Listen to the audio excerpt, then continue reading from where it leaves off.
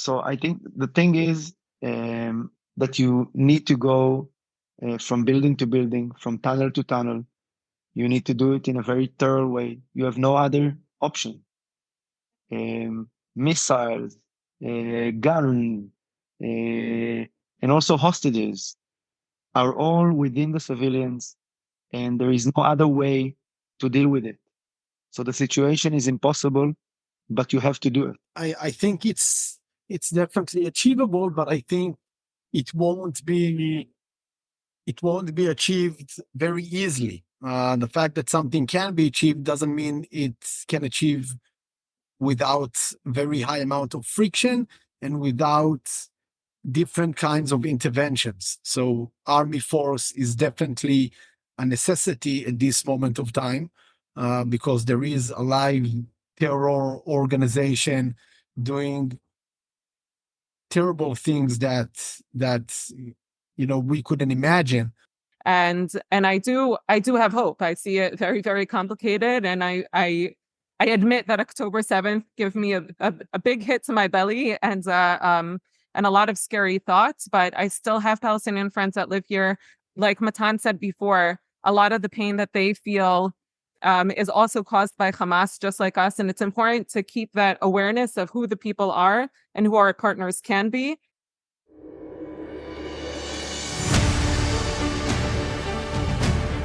Hi, everyone, and welcome to another edition of Backstory. I'm Dana Lewis. As we speak, the war in Gaza rages.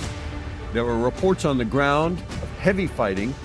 Hamas units now seem less organized, more ragtag, but still able to fire RPGs and anti-tank missiles at Israeli soldiers and their tank units, which in turn are using intelligence from captured Hamas fighters to search out more tunnels and above-ground firing points. And always, the search continues for Israeli hostages, still reportedly 140 more or less, held in inhuman conditions. Outside, the world calls for a ceasefire, as Palestinian casualties are more than 30,000 dead. This week on Backstory, I speak to Israeli soldiers calling for unity in Israel, believing that their country is facing an existential struggle. No doubt it is. And the Israel of tomorrow is a huge question mark to be defined by the current conflict, which will continue for months to come, despite calls for it to stop now.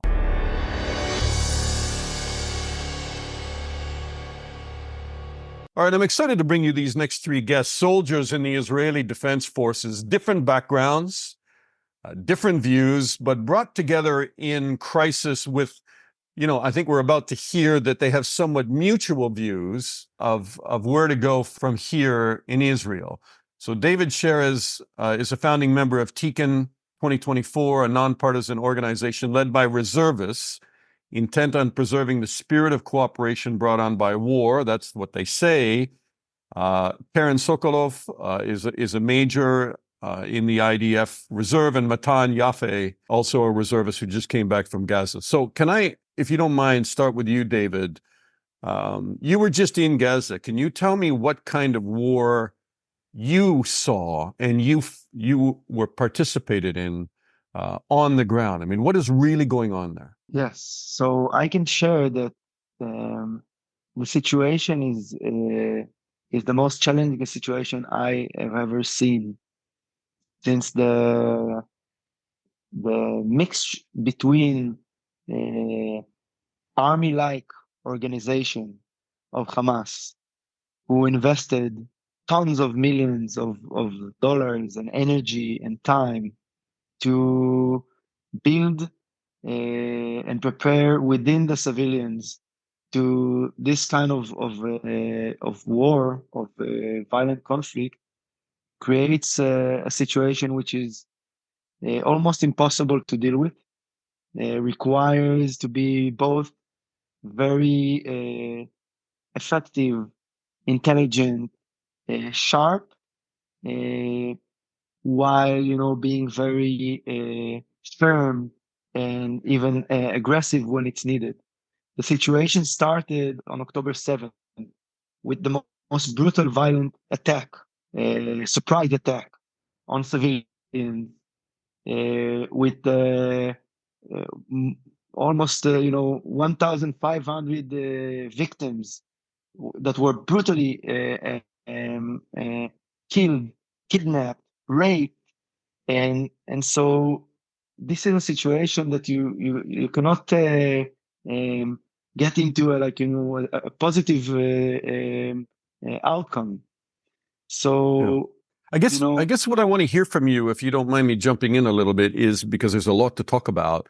A lot of the images shared around the world are of civilian casualties, Palestinians being herded from the north to the south in refugee camps, and Israel bombing from the sky, the aftermath of horrendous destruction in the homes where over 2 million people lived, and there's not much left in a lot of places right now. But on the ground, I assume that the reason for all of this destruction is you are being engaged by Hamas fighters who are popping up out of these tunnels and are carrying on a real fight there. I mean, you've witnessed a real fight amidst all of the things that we see in the images we see on television around the world. Can you tell me about that? So I think the thing is that you need to go from building to building, from tunnel to tunnel. You need to do it in a very thorough way. You have no other option. Missiles, gun, and also hostages are all within the civilians, and there is no other way to deal with it. So the situation is impossible, but you have to do it as a sovereign country in defending our people, in making sure that these kind of attacks would not happen again. And this is something that eventually you have no other choice than just to be there on the ground from house to house. That's the situation.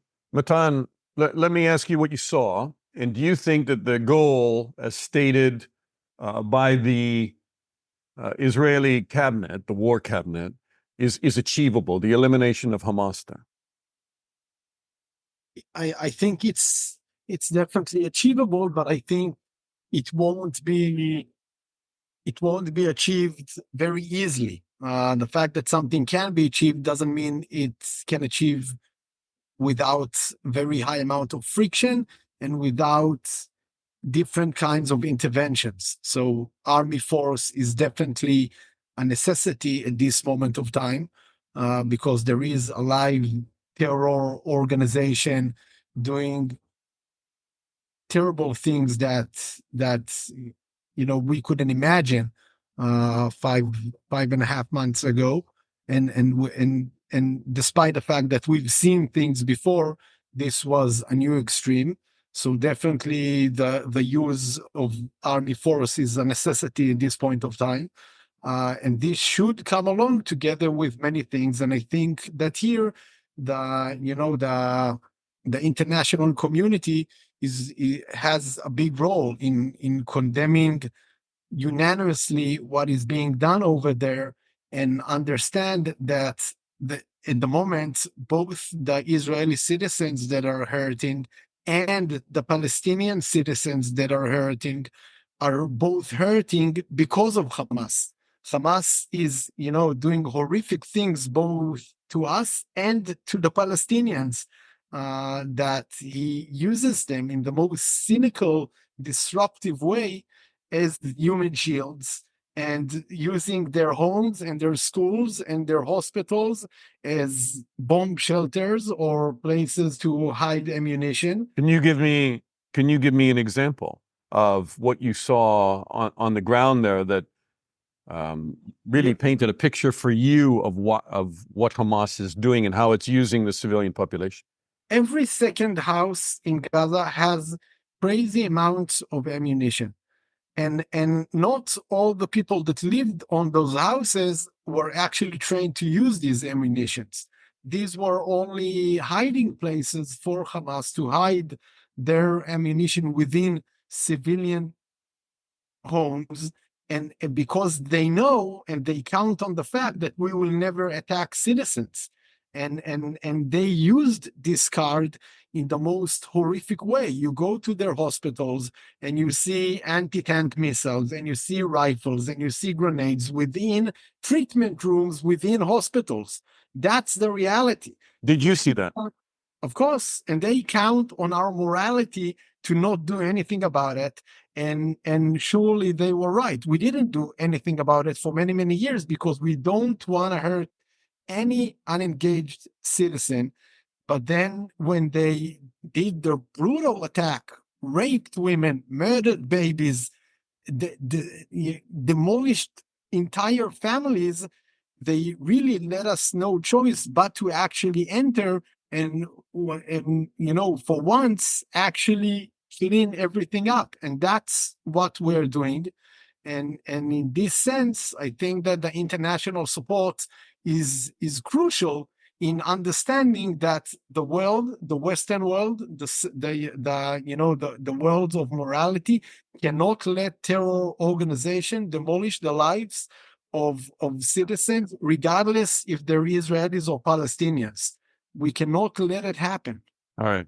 I want to bring in Kerin here, and thank you for being patient, Kerin. Do you, I understand you're not on the ground in Gaza, but you're in the IDF, you're watching what's happening. Do you think that your leaders now, once the moment of rage is over after October the 7th and the horrendous things that were done to Israelis by Hamas and the Islamic Jihad and others when they entered Israel, once we get past that moment of rage, 5 months into this, do you think that your government is this war cabinet is on the right track? Do you think that what's happening in Gaza ends somehow to the benefit of Israel? How does this end?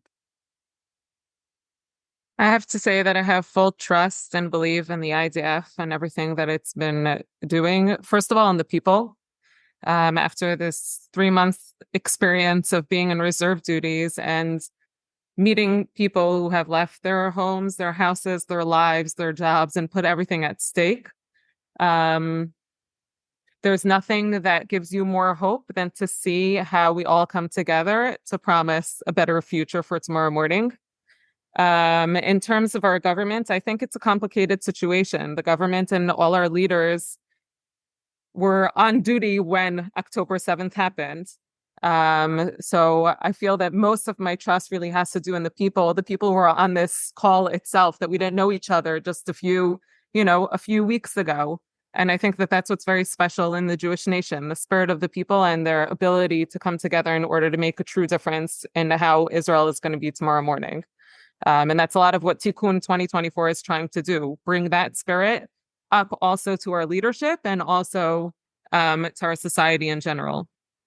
Yeah, I want to explore that a little bit and go ahead. Sorry, David, want to bring you in here? Yeah, I feel that we started with the more like war army perspective, but actually what connects us, the three of us and all the group of TIKUN 2024, already tens of thousands of Israelis, is the fact that we see that we are missing the kind of leadership that can say the truth. We are missing the kind of leadership that can bring us into agreeing on the crucial things that are destroying or tearing the Israeli society apart. We're seeing the polarization. We're seeing the fighting, the separation, things that are, the social media and the media in general are kind of striving from, and also the politicians.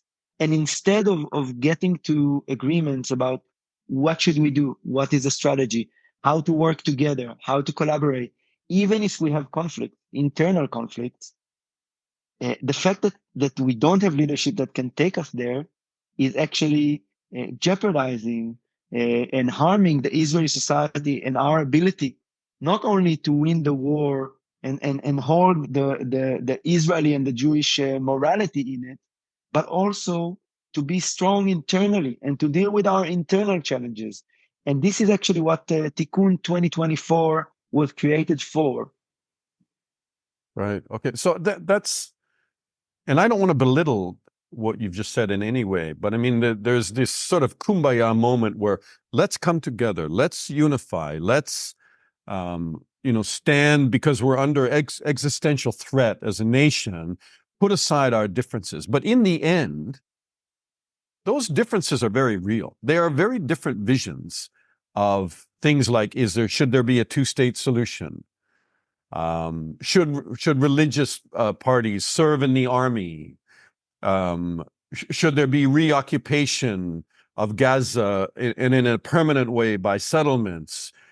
There's a lot of things that, even given a spirit of unity, are not easily overcome by, correct? Yes. When we say to be united, it doesn't mean to agree on everything. I think that what we see in the last 30 years, not only in Israel, by the way, I think it's a global challenge, is that politicians and the media is taking us to the extreme, to the polarity, and keeping us arguing and fighting and hating each other based on these things, instead of taking them as two different approaches and finding the way to get to an understanding and agreement that will be better for everyone eventually. Matan, you started to Yeah. jump in there. Yeah, so I think, you asked about all kinds of questions, and there are different opinions about each of these questions within the people of TIKUN 2024. What we are saying is that we need in general, from now onward, what we like in England or in the United States, you have the Democrats or the Republicans, you have the liberals or the conservatives. What we claim is that due to the reality of the Israeli state, we must have a central government that is centered, not right-wing, not left-wing, but united in a sense that each of these subjects that you just raised are difficult to solve, but they are solvable. And what we need in order to solve these subjects and many others that you didn't mention is a government that is centered and not needed to handle itself, but needed to handle the state issues. Isn't the problem, and you guys can correct me, you live there, but I mean, I've covered the election process in Israel and different coalition governments, and isn't the process inevitably that there are not two main dominating parties, but in the end, what happens is nobody can form a majority government. So Netanyahu, for instance, and he's not the first one to do it, and it's not the first time he's done it, in the end, he marries, in this case, religious, ultra-right minority parties, promising some pretty extreme things to them, but that enables him to draw together this coalition and have power. And isn't that the problem? That consistently political leaders who cannot form a government then go to the extreme, and the minority then hijacks the majority through that political process. Anybody can jump in there. Kerin, you want to try this one? I see Matan's, I'll let him go and then I'll complete the thoughts there.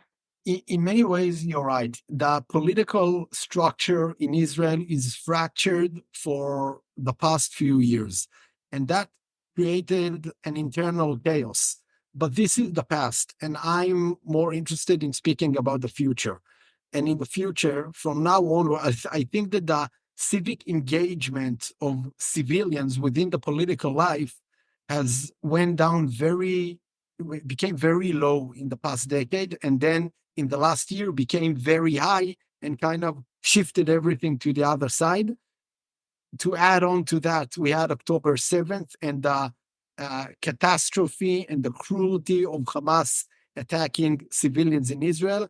And that pushed many civilians to understand that we don't have the luxury anymore of not being engaged. And but what's changed? What's changed? Kerin, you can jump in here too. What's changed? Netanyahu remains in power. And those parties that he formed an alliance with very much have outweighted, if I can use that term, political influence over the majority. The minority still has its oar in the water and is still steering the ship right now. Again, I think I connect to what Matan just brought up. At the end of the day, the political arrangement reflects the civilians' desires and the way they see the future of our nation. And I think when you ask what changed October 7th and the past 3 months or 4 months that each of us has had experienced, I mean, just looking at the people that are on this computer screen right now. I live in the Gush Etzion block. I'm considered what's called a settler. And David and Matan live more in central Israel. Prior to October 7th, I don't think the three of us were able to imagine a way to find a common discussion between us. And being that we are the ones that vote and we are the ones that give power to our government also, I think a lot of the civilian life itself also gave power to this polarization that happened. After our experience in the reserve duty and seeing that we could be shoulder to shoulder with people who are 100% different than us in our views, but understand that there's something larger than just my personal sector where I come from.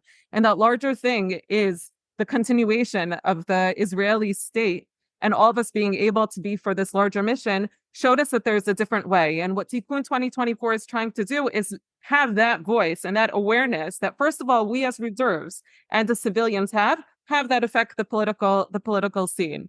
We're not the only country in the world that has a parliament way of government. The question is what we as civilians, what we want from our politicians and what we push them for. And that's why we're pushing to our leadership, but also letting this unique voice that we were able to discover through our reserve duty have more of a say and power in how things are run here in Israel. Okay, so there's some triumph in that standing shoulder to shoulder and coming together. But David, isn't there a lot of disappointment in that too? Because you emerged from Gaza and to some degree were disappointed that there was still just the division and if anything, some of the fractures that had already existed before the attack on October the 7th have even widened and are still there. That's correct. There is a huge disappointment from the lack of leadership. And the first thing that we are demanding from our leaders is to take responsibility. We haven't seen the Israeli leadership. We haven't seen the prime minister and the government saying, we are sorry. This is our responsibility. We did something wrong. We need to take this responsibility. And we are already 5.5 months since October 7th. They had also time to do something, to wake up, to change something in the way they lead. And they haven't. They're still fighting. They're still separating. They didn't wake up to the size of this event, this historical event. The government is not yet doing what is required in this situation. So the first thing is to take responsibility. Selfishly protecting political position. I think that eventually this is the motivation or the incentives in our structure and in the media and also the people in power. The incentive is not to take responsibility, is not to pay the price and being the leaders that are needed now. And by the way, I think this is not only a personal issue. Yes, there is a personal issue, but it's a structural issue. And this is what our generation is asking for. We want to see a dramatic change. But the first thing, we are reservists. We are not politicians. What we're asking is a very simple thing. We're asking to take responsibility. We are asking to work towards an agreed common goal with an agreed strategy in a transparent way to focus on what's important and not to focus on the things that are not relevant. And what is not relevant now is sectorial and personal interests. And this is the change we want to see now. Does Netanyahu have to go? I believe that Netanyahu needs to go, and also many others from the defense forces and many people that were involved. But this is not our responsibility. There's going to be an official committee that will investigate. I believe that some of the people need to take responsibility first and resign. I think that what we need to lead for us as a group in TIKUN is to ask for a new agreement, a new deal to regain trust between the people and between the reservists and the government itself and the parliament in general. They failed. They need to give the mandate back to the people. And we need to decide. And many of them need to go back home and resign. And many of us, of our generation, of new people, new blood, needs to go into this. How do you get them to go, Matan? If you support Netanyahu leaving, I think that it's not, a personal question. I think we've presented a roadmap for what we as reservists who represent others, what we expect that will happen. One is to take responsibility. Two is immediately to broaden the government to become as wide as possible and manage this war. In my point of view, this is not just a local war. This is a war of the moral world against a terror organization. And in that sense, I think that even you, Dana, and us, we have an alliance. We need to protect citizens, and we need to make sure that the Western world can prevail and defend its values. Then we want an election date for sometime in 2024 after we will finish eliminating the immediate threats that we have on the borders at the moment. And then we want a declaration of the biggest parties that they will sit in a united government also after the next election. This, on our end, will present the to overcome its challenges. The identity of the prime minister is irrelevant from my point of view. It's irrelevant. As long as the biggest parties will decide to sit together, whether they are center, little to the right or little to the left, and will construct the government, and only then all the rest, the other parties from the far right or far left will be able to decide whether they believe and agree in the guidelines of this government or they don't, and then they'll sit out. That will allow the state of Israel the stability it needs so desperately in order to rebuild the security of our borders, rebuild the safety of our citizens, rebuild the economy here, and moving forward towards a future and continue being the only democracy in the Middle East that is functioning and has an alliance with the Western world. I guess, in my view, from covering Israel for a long time and the West Bank and Gaza, is that, and Kerin, maybe I can ask you, because you live in the West Bank, you live in the Gush Etzion, you're a settlement. Maybe later that land in a peace process could be annexed and some land exchanged with Palestinians. But in the short term, isn't this about to get worse? That if you're unable to really defeat Hamas in Gaza, which a lot of people think is impossible, that it will remain in place, rather than, we talk about Israeli extremists and Israeli moderates, but in the West Bank, you have, a lot of Palestinian moderates who I've met and people with real visions of peace for the future. Isn't the problem now that Hamas, just not dominating Gaza, will soon dominate the West Bank as well? And this will just get more dangerous, not less. I feel like the answer is part of your question. I could say living here in the West Bank and the Etzion block, I personally have been very, very much involved in for the past few years for close conversations, talks, meetings with Palestinian partners here, which I probably doesn't fall proper in like the stigma that I'm supposed to hold. And I'm not alone. I'm not like something that stands out and very different from where I live. And maybe that's like the difference of what we see on news and media and how things are portrayed to how they are in the everyday life. And I do have hope. I see it very, very complicated. And I admit that October 7th gave me a big hit to my belly and a lot of scary thoughts, but I still have Palestinian friends that live here. Like Matan said before, a lot of the pain that they feel is also caused by Hamas, just like us. And it's important to keep that awareness of who the people are and who our partners can be and what happens on the higher level or through media. Do you support a two-state solution? I can't say exactly what I think the solution is, and I don't know if there's a lot of also different options out there today. There's the Confederation. There's different options that are out there. I can say that I have dedicated my life and will continue dedicating my life to have peace in the Middle Eastern area and specifically in Israel. I truly believe that I want to raise my children in a happy, peaceful place. And I truly believe that I want my Palestinian partners and friends to also have that stability. For me to say now what the proper political solution is, I feel like that would be, I don't know, not proper to really my full understanding of what the outcomes of each of these can be. Yeah, well, you're not the only one that doesn't have a big picture of clarity about how do we go forward now in Israel. David? I want to add something to that. Today, what is clear to me, and I think to all Israelis, is that first thing, we need to have security at our borders. We need to make sure that Gaza has no weapons at all.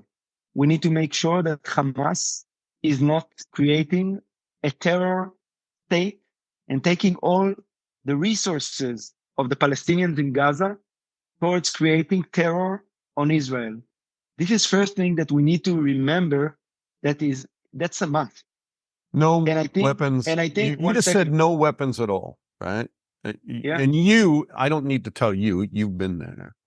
That is a monstrous mountain to climb. Yeah, that's true. That's true. And I think that October 7th made it very clear that we have no other choice, and we are actually doing it. We are paying the price of being sovereign and making sure that this won't happen again. And I think this is first priority for us as Israelis. What we can do is take care of our position, is make sure that we are doing the best that we can. And I hope that also our neighbors, the Palestinians, will do the same about themselves and about their leadership. And maybe one day we will see a better future. I hope and I will do my best to work towards that future. But what I can take responsibility on is myself. What I am doing, what are the values that are leading me, and how I make sure that our country is safe and our people are protected. This is first thing and first priority. And a lot of people think, going back to Yitzhak Rabin and beyond, that a two-state solution is the answer. And it rolls off people's tongues now. People with, very little historic knowledge of the conflict, of the Oslo Accords, of the joint patrols to Gaza and the West Bank, the withdrawal of settlements, the attempts to arm a Palestinian police who would deal with the extremists, intelligence sharing.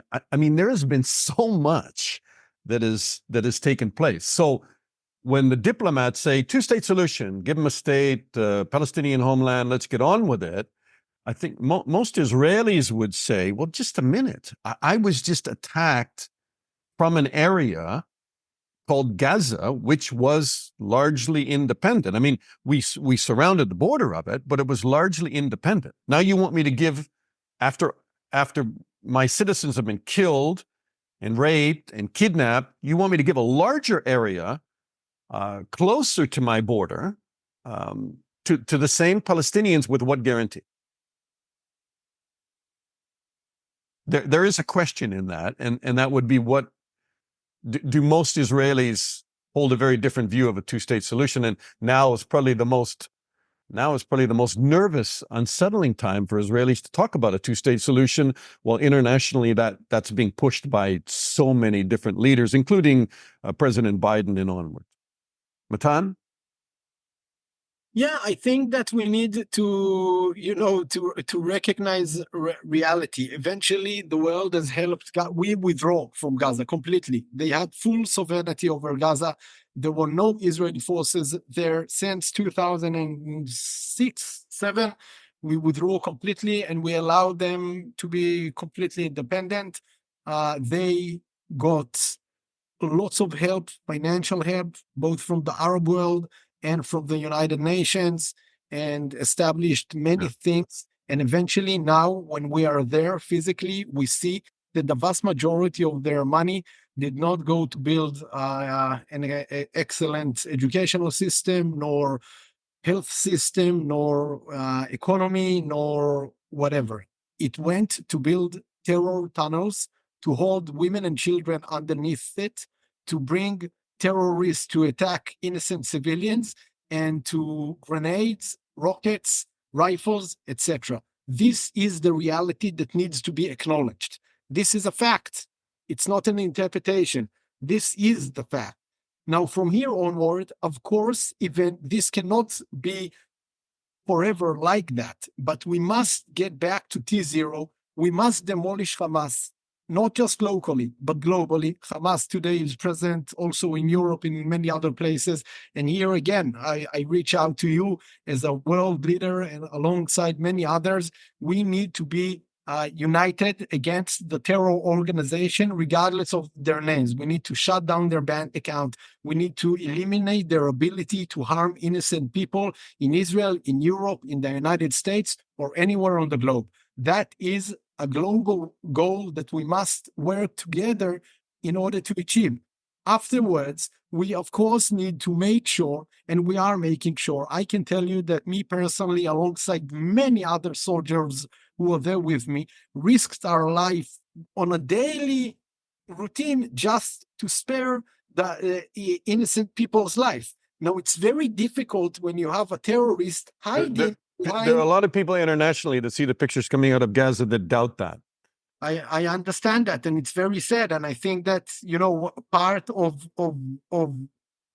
the media role is to acknowledge the complexity of having a terrorist organizations hiding among civilians, not by mistake, it's by design. That's intentional.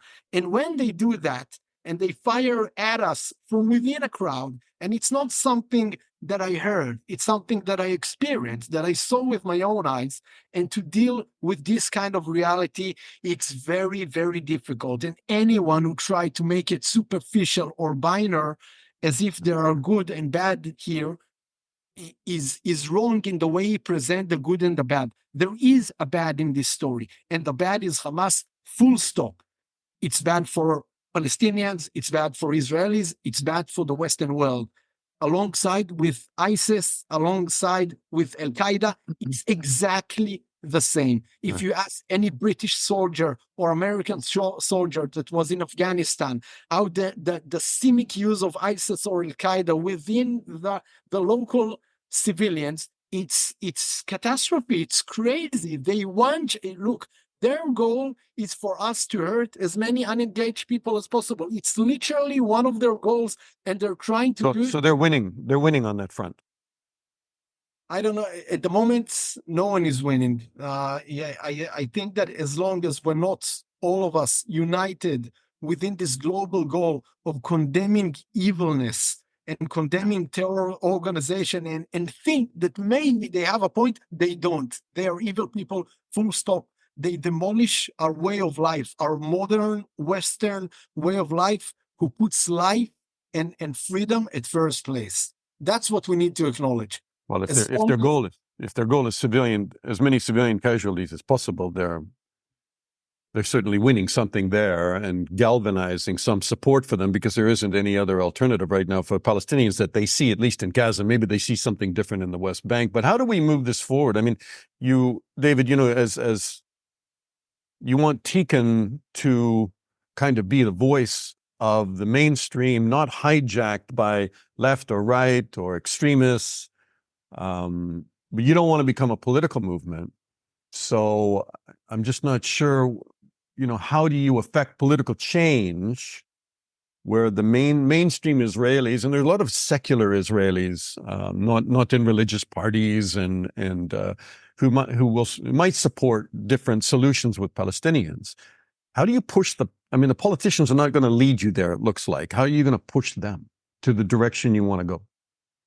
So I want to share a story. On October 7th, the people of Israel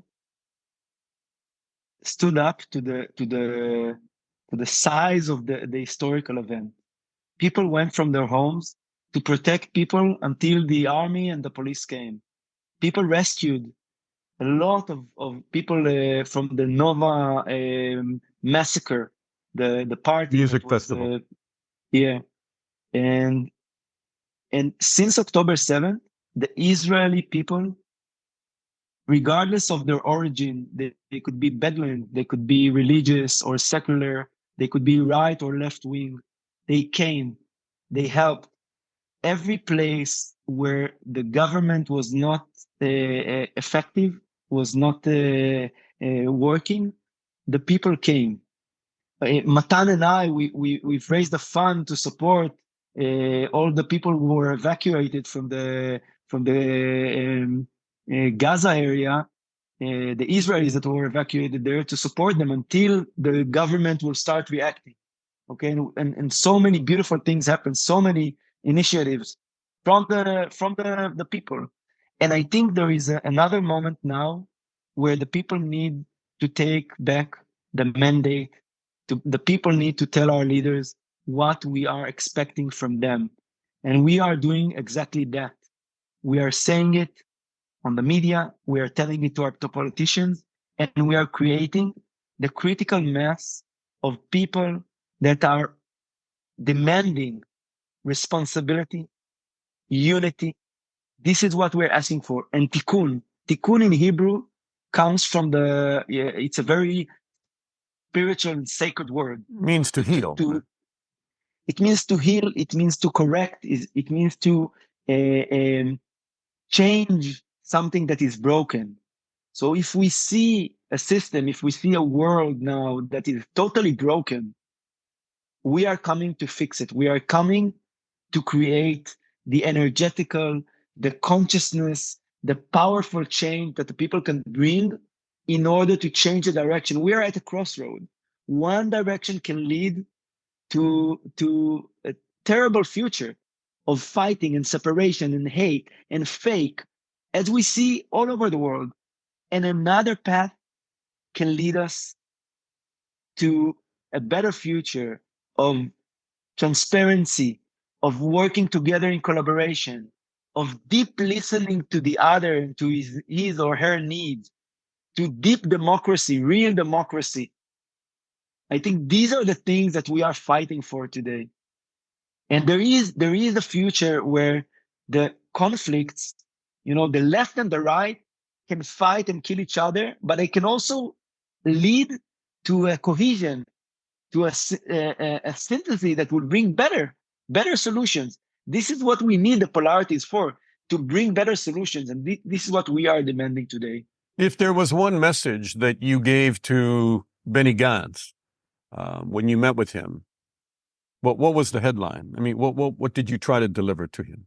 And he is now supposedly in a coalition government with Netanyahu, a war cabinet, and there he is meeting in Washington with President Biden, while Netanyahu doesn't want to meet Biden on more moderate terms of what the future looks like in Gaza. Just the political theater this week shows the great divisions and so-called different Israeli political groups coming together. If anything, they're becoming more separate. So what did you tell him? I mean, what message did you deliver to Benny Gantz? We talked about, we're very focused in what we do. We are Zionists, we patriots.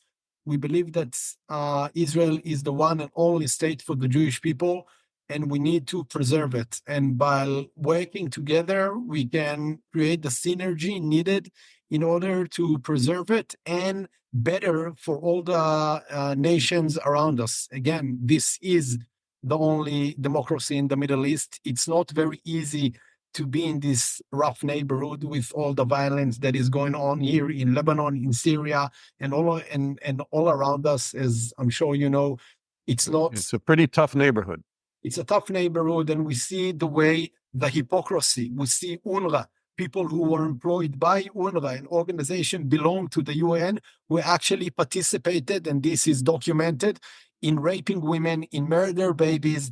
This is the reality that we live in. So our first and foremost priority is to preserve this only democracy that is part of the alliance with the Western world in order to have here a peaceful way of life. What did you tell Benny Gantz? So we said we need to work together, left and right, conservatives and liberals, in order to make sure that we can deliver that to the nation of Israel and to the world itself. Did you hear anything, David? You were in that meeting too. Did you hear anything from him that made you think he got it? Yes, I felt he agreed and accepted that this kind of new deal that we are offering the Israeli society and the politicians is a good plan for Israel to make sure that instead of fighting internally, we will be united in fighting our enemies and making it to the best way we can do it. And I think that he shared with us the political challenges of making it happen, while understanding that this is the right thing and this is a good thing that we need to strive for. So I believe that he's working and trying to do the best that he can to get there. And we see also the limitation of the politicians, their interests, their challenges, the political map of Israel. And this is why we are here, to make sure that our voice will be heard, and this is what will happen eventually. Kerin, Instead of fighting. last word to you. Yeah, I grew up in the US. My whole childhood was there. I made Aliyah. I moved to Israel when I was 18. And as I'm in this conversation, I suddenly realized something. Growing up in America, politics, government, my ability to influence as a civilian was something that was very, I don't know, it was very far, it wasn't immediate. And I think that's something culturally that needs to be understood, what it means, what the life in Israel is. Even your questions about Palestinians, two-state solutions, who our enemies are, how close, everything here is intertwined. So when you see, I don't know, these three people that didn't know each other a month ago, when we're, I don't know, all in our 30s, 40s, what kind of influence can we have? I think almost every one of I only moved to Israel when I was 18, and I know at least three people who sit today in the parliament. Being fairly new here, I already have those connections. And I think that's culturally something that needs to be understood about what it means to live in Israel. When you ask what our influence is, when you're a civilian in Israel that cares, and I think that's something that's very special about living in Israel, there's no one that doesn't care. Everyone is very, very passionate about what this country is and does everything they can to influence it. Your voice and your influence has almost an immediate effect.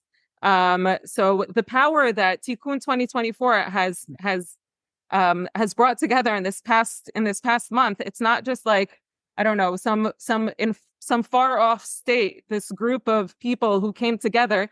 It's in the talk of almost every news channel, every Shabbat table that I'm at, from far places, because it's a very close-knit culture. And also when you speak about our relationship with Palestinians and a two-state solution and where our enemies are, I mean, Palestine, I'm looking at my window and I have Palestinian neighbors. And I think that's something that's important to understand. Our life and the complexity of what Matan said before, good and evil, and where everything is intertwined. And that close-knitness also makes it very complex to understand, but also allows us to have huge influence on how tomorrow morning is going to seem. So when we say, let's influence the leadership, it's us. It's us taking responsibility. It's us speaking up. It's us tomorrow morning speaking to politicians, but also ourselves deciding who's going to be in politics tomorrow morning. I have friends that are in politics today. It's not something that I experienced with my friends that I grew up in high school in America. It's really something that's very far off. So I think that's one of the beauties that we have here in Israel. And there I see a lot of hope, and not just what the three of us are saying, but the thousands of people who have already joined us in this call for unity. And I'm confident that it will have its effects up and down and all around on what Israeli society needs today. Extremely confident. Yeah, well said. And I guess the enemy are the extremists who hijack the conversation and more. And the enemy is the Hamas and the terrorists who kill us. I want to acknowledge the fact that 20% of Israeli citizens are Muslim Arabs, and they were slaughtered as well. They were kidnapped as well. The enemy is one, and its name is Hamas. Among us, there is a dispute, and we are as citizens working towards solving this dispute. But we must distinguish word matters, language matters. Enemy are terrorists. Yeah, and the enemy can be disillusionment with the process, because if you have newfound hope, as a lot of Israelis did in the 90s with peace accords, they became very quickly disillusioned when bombs started going off in cafes and on buses in Tel Aviv and Jerusalem. And so even well-intentioned, it's very, very complex situation. And we will continue to fight for peace, because eventually any army maneuver is only in the service of the reaching out for peace. And Israel has done it again and again. And throughout years, we had many successes, Egypt included, Jordan included, and eventually we will get there. But we need to understand that, as you said, we live in a very rough neighborhood.